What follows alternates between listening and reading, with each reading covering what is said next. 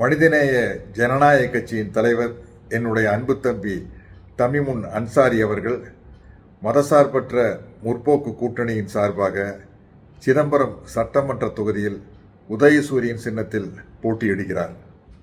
தம்பி எனக்கு ரொம்ப நாளாக பழக்கம், அதனால்தான் இந்த வீடியோ பதிவு.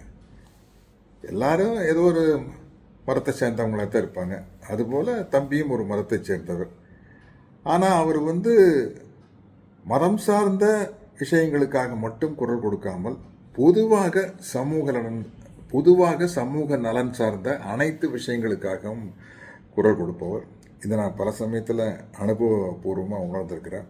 குறிப்பாக ஈழ மக்களுக்காக நடந்த பல போராட்டங்களில் நான் கலந்துக்கிட்ட போராட்டங்களில் தம்பியை நான் பார்த்துக்கிறேன். நான் சில போராட்டங்கள் தான் கலந்துருக்கிறேன். தம்பி நிறையா போராட்டங்களில் கலந்துருக்காரு.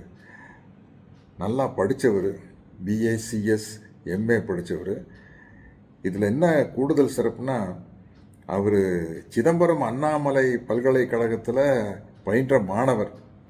அவர் மாணவர் பருவத்திலிருந்தே மாணவர்களுடைய உரிமை சார்ந்த போராட்டங்களுக்காகலாம் போராடியவர், களமிறங்கியவர்.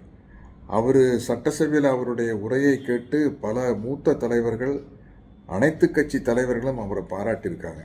அப்படிப்பட்ட சிறப்புக்குரியவர். அதனால தான் அந்த வீடியோ பதிவு போடுறேன்.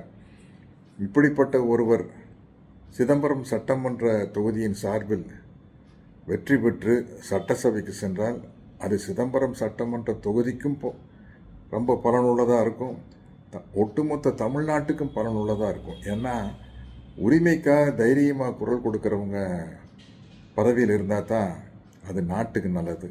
அந்த வகையில் தம்பியை சிதம்பரம் சட்டமன்ற தொகுதியில் வெற்றி பெறச் செய்யுமாறு அனைவரையும் கேட்டுக்கொள்கிறேன். நன்றி, வணக்கம்.